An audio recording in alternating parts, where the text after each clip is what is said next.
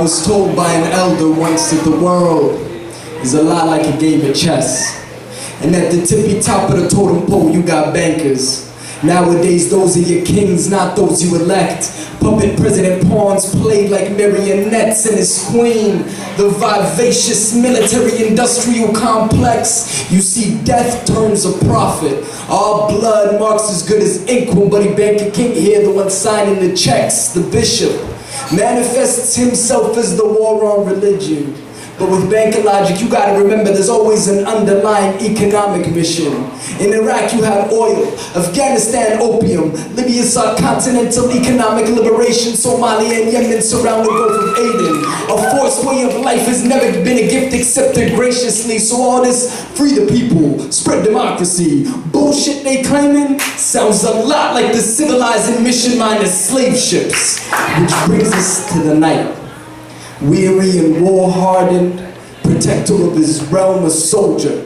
Through the overcoming of our innate human instinct for self-preservation, we are shown that any man or woman can choose to live or die for something greater than themselves. And for those of us who've chosen that life, our only compensation is a little bit of pride, soured by a rich, deep sadness, knowing that in all likelihood on both sides are suit and tie commanders in glass towers pushing buttons on the very same ones that gain from our destruction. Which leaves us with the Rook. Garrison castles and strongholds overseas have given way to international organizations and multinational companies.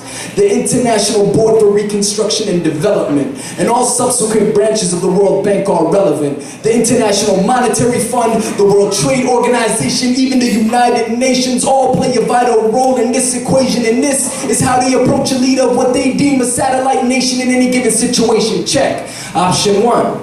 Take on this loan. 3 times your GDP, I know, but it's just a couple billion. In return, we'll line your pockets with 100 million.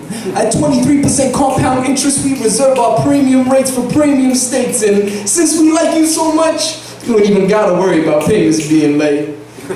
In truth, we're actually gonna need you to default on that loan to legitimize our claim to collateral, a couple resources you own. No, don't bother getting up. We'll make ourselves at home. Option 2, we were really hoping we could be civil with you. Now we're forced to fund and arm a rebel faction, orchestrate a military coup, you fool. Do you really take us as the gracious right hand of sustenance, only offering you food? This tree will remain barren from leaf to root, and the only way this tree bears fruit is in the soils of your submission. From you and your people too. Option 3, we admit you've proved a worthy adversary. Both for your lack of greed and fear and respect you hold domestically, but don't think this means you win. We will start with your next of kin, and like a doctor examines an x-ray, we are well versed in searching for weakness in the hearts of men. And when mistrust and paranoia has set in, pushing you to the very brink of sin, shit, that's when the real fun begins. Trade embargoes, proxy wars, maybe even try our hand at a few assassination attempts. You see, this has been the way before you and will remain the way in times to come. We implore you, please, don't be dumb. Think of your people. Let's go back to option 1. Rook to A8, and with a smirk and a nod he mumbled checkmate, reached into a goatskin pouch on his waist to pay for the tea, grabbed a handful of dates. I sat there silent, staring as he disappeared into the chaos of the marketplace, till our next game of chess, a week from that day.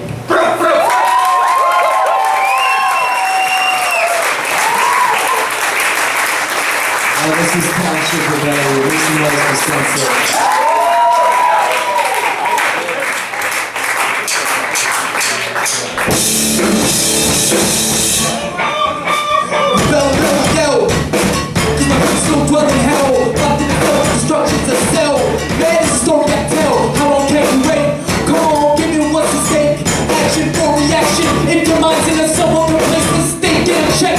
This is a stick up. I'll read them for your life. Lord, I wish I could be peaceful, but it can be